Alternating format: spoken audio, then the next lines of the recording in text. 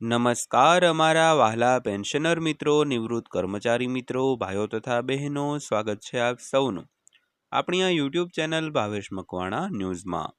તો પેન્શનર મિત્રો, આજ સાંજના પેન્શન સમાચારમાં આપણે વાત કરવાના છીએ ગુજરાત રાજ્યના 68 વર્ષ ઉપરના પેન્શનરો અને નિવૃત્ત કર્મચારીઓ માટે આજ તારીખ 18/7/2026ની સાંજે આવી છે એક મોટી અપડેટ। તો પેન્શનર મિત્રો, શું છે આ મોટી અપડેટ તે જાણવા માટે આજના આ વિડીયોની અંદર તમે ખાસ કરીને અંત સુધી બન્યા રહેજો। અને જો હજી સુધી અમારી આ ચેનલ તમે સબસ્ક્રાઈબ ન કરી હોય તો ડેઈલી આવી જ અપડેટો મેળવવા માટે અને આવા જ સમાચારો જોવા માટે આપણી આ યુટ્યુબ ચેનલ સાથે અત્યારે જ જોડાઈ જજો, કારણ કે આપણી આ ચેનલમાં તમારા માટે ખૂબ અગત્યની માહિતીઓના વિડીયો રોજે રોજ અપલોડ કરવામાં આવતા હોય છે। તો ખાસ કરીને વિડીયો અંત સુધી જોઈ લેજો। તો શરૂ કરીએ આજનો આ વિડીયો। તો સૌથી પહેલા વાત કરીએ તો કેન્દ્ર સરકારે તેની શરતો સૂચિત કર્યા પછી અને કમિશનની રચના કર્યા પછી 8મા પગાર પંચે સત્તાવાર રીતે તેનું કાર્ય શરૂ કરી દીધું છે।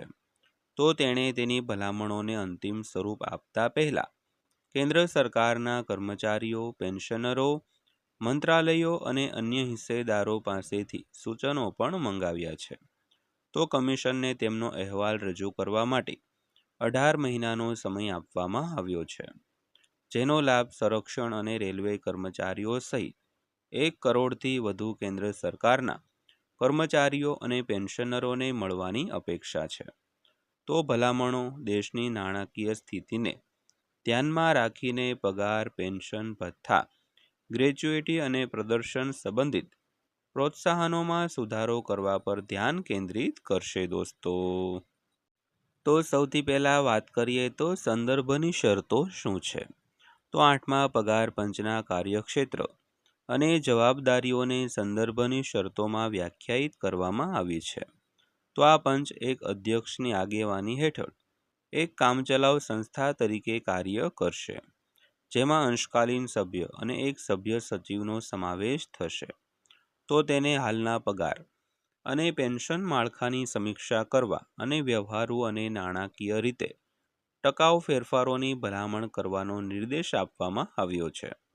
તો તેનો અહેવાલ તૈયાર કરતી વખતે કમિશન ભારતની આર્થિક પરિસ્થિતિઓ, નાણાકીય શિસ્ત, વિકાસલક્ષી જરૂરિયાતો, પેન્શન યોજનાઓનો નાણાકીય બોજ અને રાજ્ય સરકારો પર તેની ભલામણોની સંભવિત અસર પર વિચાર કરશે, જેમાંથી ઘણી સમસ્યા છે તે સામાન્ય રીતે કેન્દ્રીય પગાર પંચની ભલામણોને યોગ્ય ફેરફારો સાથે અપનાવે છે દોસ્તો। તો ત્યારબાદ વાત કરીએ તો પગાર અને પેન્શન માળખાની સમીક્ષા ચાલી રહી છે। તો કમિશનની મુખ્ય જવાબદારીઓમાંની એક કેન્દ્ર સરકારના કર્મચારીઓના હાલના પગાર માળખાની તપાસ કરવાની છે।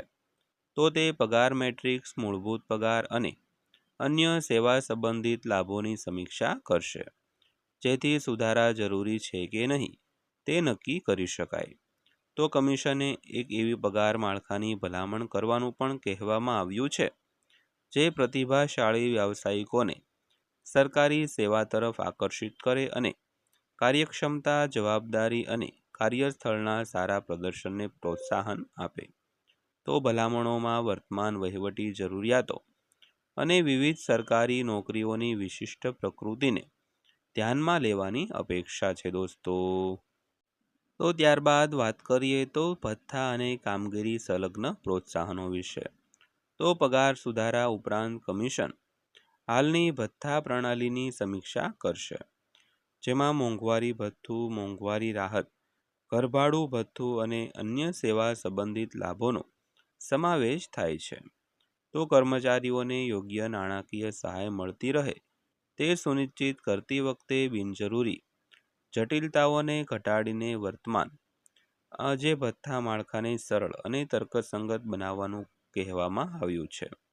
તો કમિશન હાલની બોનસ સિસ્ટમની પણ તપાસ કરશે અને સરકારી સેવામાં ઉત્પાદકતા, કાર્યક્ષમતા અને શ્રેષ્ઠતાને પુરસ્કાર આપતા પ્રદર્શન સંબંધિત પ્રોત્સાહનો માળખાની પણ ભલામણ કરશે દોસ્તો। તો ત્યારબાદ વાત કરીએ તો 8મા પગાર પંચના તાજા સમાચાર પેન્શન અને નિવૃત્તિ લાભો વિશે. તો આ કમિશનને કેન્દ્ર સરકારના કર્મચારીઓ માટે નિવૃત્તિ લાભોની સમીક્ષા કરવાનું પણ કામ સોંપવામાં આવ્યું છે. તો તે રાષ્ટ્રીય પેન્શન સિસ્ટમ અને યુનિફાઈડ પેન્શન સ્કીમ બંને હેઠળ આવરી લેવામાં આવતા કર્મચારીઓ તેમજ આ યોજનાઓની બહારના કર્મચારીઓ માટે પેન્શન અને ડેથ કમ રિટાયર ગ્રેચ્યુઇટી એટલે કે DCRG લાભોની તપાસ કરશે.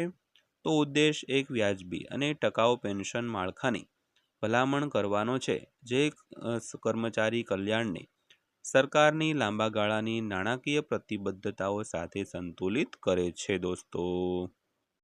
ત્યારબાદ વાત કરીએ તો કોને ફાયદો થશે.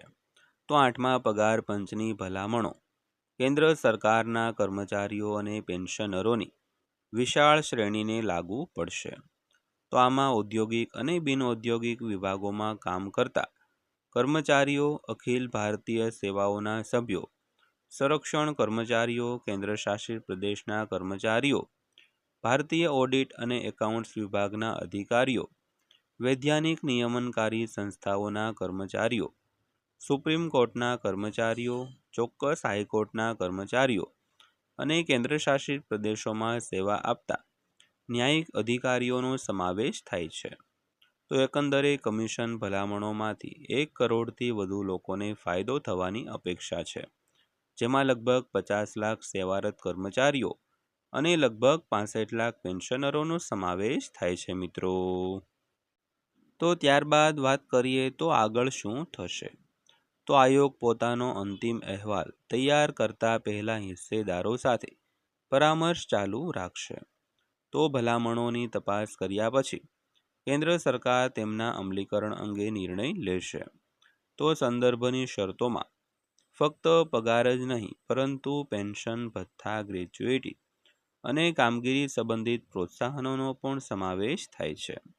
તેથી 8મું પગાર પંચ આગામી વર્ષો માટે કેન્દ્ર સરકારના કર્મચારીઓ અને પેન્શનરોના ભાવિ વળતર માળખાને આકાર આપવામાં મહત્વપૂર્ણ ભૂમિકા ભજવશે તેવી અપેક્ષા છે દોસ્તો.